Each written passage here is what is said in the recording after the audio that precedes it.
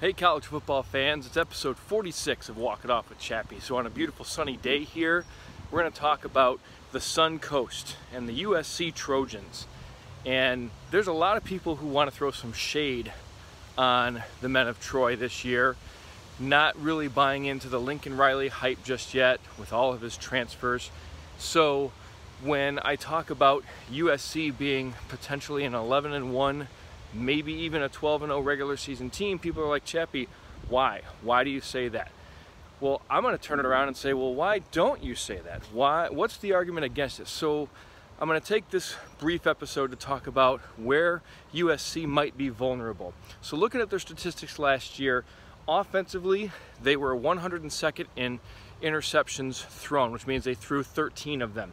So gradually, in the last 4 years in the Lincoln Riley offense, his quarterbacks as a team, or his team, has not thrown double-digit picks in the last 4 seasons. So I think that they're okay, even though they've thrown a little bit more on a per-game average every year. Not concerned about that. Rush offense, USC was 80th last year. Now, this is an area that Lincoln Riley's offenses have digressed. They started out at 248 rush yards a game 4 years ago. Last year, they were only hitting 188 yards a game. The year before, they were just at 180 yards per game. So getting the additions of Troy Dye at running back and Austin Jones from Stanford, Dye coming from Oregon, I think that should give them some explosion to where they can use that to their benefit. Yards per reception was another area where USC was near the bottom in FBS a year ago. For Oklahoma, that has been getting worse as well. So 4 years ago, they were averaging 17 yards per catch. The year after, 16.5, 14.3, and last year down to 12.5. So in a 4-year span, the Oklahoma passing offense under Lincoln Riley has dipped in terms of yards per reception or yards per completion. Now, you flip it over to the defensive side of the ball. That's where a lot of people who want to put a big question mark on USC and their early success, they're going to say, okay, well, I don't know if I buy into Alex Grinch just yet. USC has not seemed to play very good defense in a while. So you look at their numbers there. USC didn't play good defense last year. Third down conversions, they were 104th, yielding 43% success rate on their opponent's third down. Well, Alex Grinch has made Oklahoma's numbers gradually better. So that's not a big concern. Scoring defense, USC was 103rd in scoring defense a year ago. Oklahoma, under Alex Grinch, the last 3 years, went from 26 points per game down to 24 points per game in a 3-year span. So that's gotten slightly better. Another thing that has gotten better has been havoc. So when we're talking havoc on the defensive side of the ball, I'm talking sacks and tackles for loss. So Alex Grinch and his teams specialize in that. USC was 96th nationally in sacks a year ago. Oklahoma, in the last 3 seasons, has averaged 2.3, 3.3, and 2.5 sacks per game. So generally an upward trend. Where they've been really good, damn good I would say, is in tackles for loss. So getting into opponents' backfields and not just bringing the quarterback down, but more so stopping the run game. Oklahoma has averaged 7.4 tackles for loss per game, which has been a top 15 nationally ranked number the last 3 seasons under Alex Grinch heading that Sooner defense. So I think that's going to be just fine, especially when you consider they've got former #1 recruit Corey Foreman, as well as Tuli Tuipulotu at D tackle, and then bringing in a couple other guys that I'll highlight here in just a minute from the transfer portal. So all in all, I'm not concerned about USC. In fact, if I'm a Pac-12 opponent, I am concerned about the good and the talent that the Trojans will have coming in. So we talk about the transfer portal.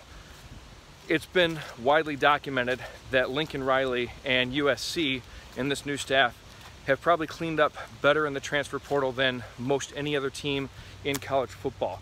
You look on the defensive side first, which is where I think their greatest need was they bring in Romello Height from Auburn, who should be a starter at outside backer. Shane Lee from Alabama will start at inside backer. 2 corners, Latrell McCutcheon, who comes over from Oklahoma, so he's got familiarity with Alex Grinch and his system. Mekhi Blackman from Colorado. Those 2 should be starting corners. Bryson Shaw transfers over from Ohio State at safety. And then guys who could eventually work into the starting lineup. Eric Gentry, who was a freshman All-American last year and just a freak athlete, a stud at Arizona State, comes in.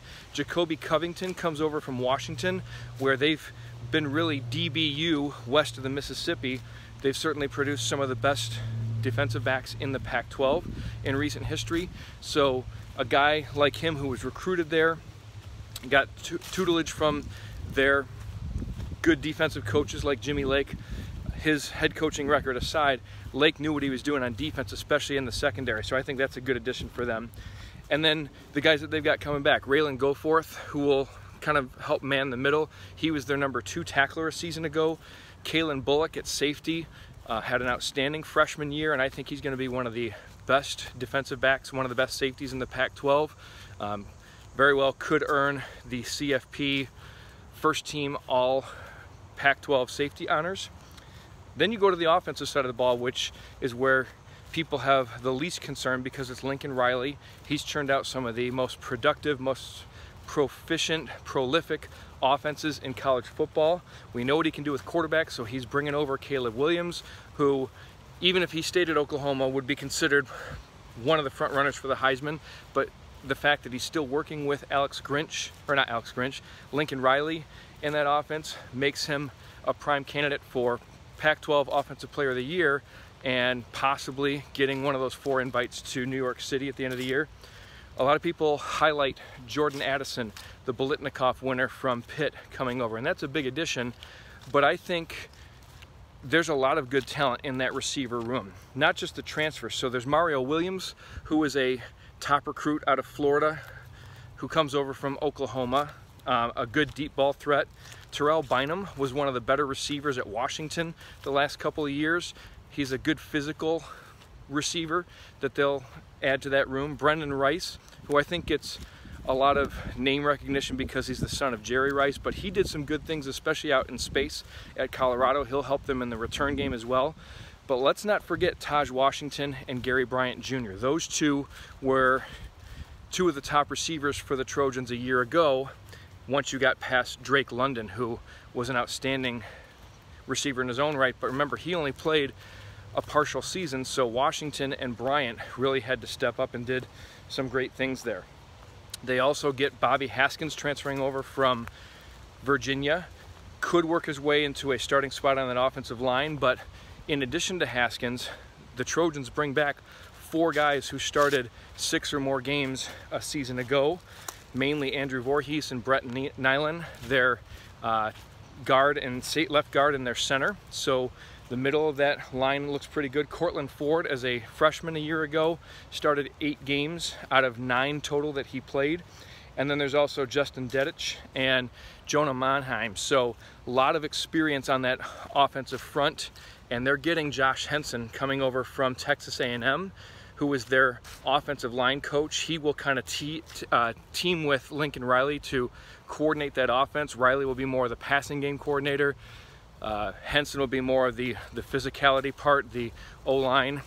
He kind of takes the spot of what Bill Biedenbaugh did in Oklahoma, who stayed there in Norman and did not follow Lincoln Riley. But Josh Henson is certainly a top 3 candidate if you couldn't get Biedenbaugh on that front. Now you look at the schedule. So USC has a pretty favorable schedule. They're going to get some formidable tests in game number 2 at Stanford. Then next week they play Fresno State at home. Fresno State will be one of the top teams in the Mountain West Conference. I think they're the best team in the Mountain West Division. Boise State being the top in the Mountain Division in that conference. And then they go to Reser Stadium to play the Oregon State Beavers in Corvallis in game 4. All 3 of those games very winnable though for the Trojans. The toughest game on the schedule is game number 7 at Utah, where USC has not played well in recent history. I think that's going to be a game that could shape up to be a loss. But then after a bye following that week, they have UCLA in the Rose Bowl, which it's a crosstown matchup, so it's not necessarily like the Bruins have great home field advantage. I think it's going to be relatively equal there. And then they end the year with Notre Dame coming to the Coliseum. So like I said, I'm thinking an 11-1 regular season. Honestly, I think the toughest matchup for USC this year outside of Utah is going to be in the Pac-12 championship game when they play a team that I talked about yesterday, the Oregon Ducks, who I see going 11-1, possibly even 12-0. So there's a lot of reasons to hype USC and not as much reason to be concerned, other than the fact that maybe people don't want to see this going back out there. But there are some people who do want to see USC back as one of the blue bloods, as one of the primetime players in college football. So tell us what you think. Hit me on Twitter at ChappyCFB, or send me an email, cfpcollegeffootball@gmail.com. Check out my website, cfpcollegefootball.com. And thanks for watching as always. Tell your friends I'm Chappy, and this is what I know.